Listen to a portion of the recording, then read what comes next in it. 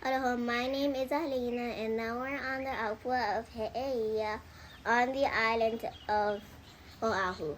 For my project, I wanted to learn about natives and invasives on He'eia where I live. I interviewed Uncle Kali'i Kotupete, who knows a lot about my ahupua'a. I work here at He'eia Fish Pond, but I also am good friends and spend a lot of time with the people and the birds and the trees, going all the way up Iuka. He told me which native plants live in He'eia. But at least in the Waukanaka realm, there's lots of niu and hau and hala and kalo, especially in Waipau area. While Akua, that's where you would find your ohia. I believe there's some olapa trees way up there. He taught me how they are connected to us and each other. They were here before us, and they were the ones that lived on these islands before we got here. So there are kupuna, there are aumakua. The plants provide habitat for the animals, and then they're connected to each other because they help to make He'eia.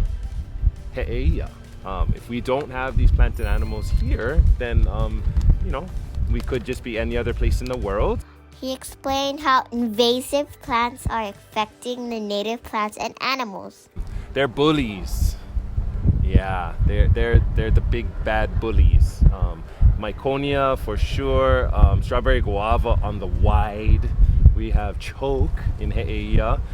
They push out and they keep out all the native plants and therefore animals.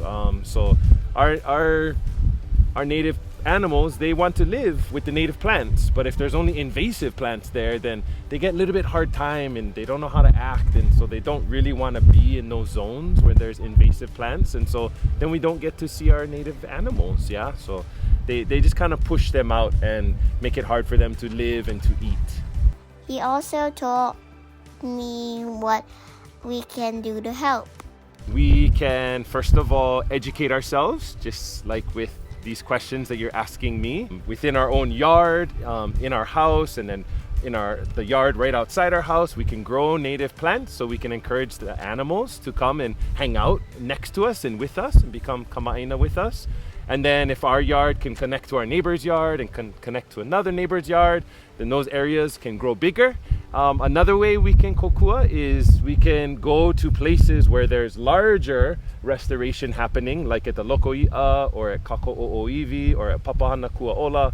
We can go and lend our sweat and energy to those places so that, we have more larger spaces for our plants and animals to grow. I learned from Uncle Kali'i Kotupete about native plants like lehua and olapa, but they're being choked up by invasive like strawberry guava, albizia tree, and octopus tree. Now I'm going to share with you a mele and hula that I created about what I learned.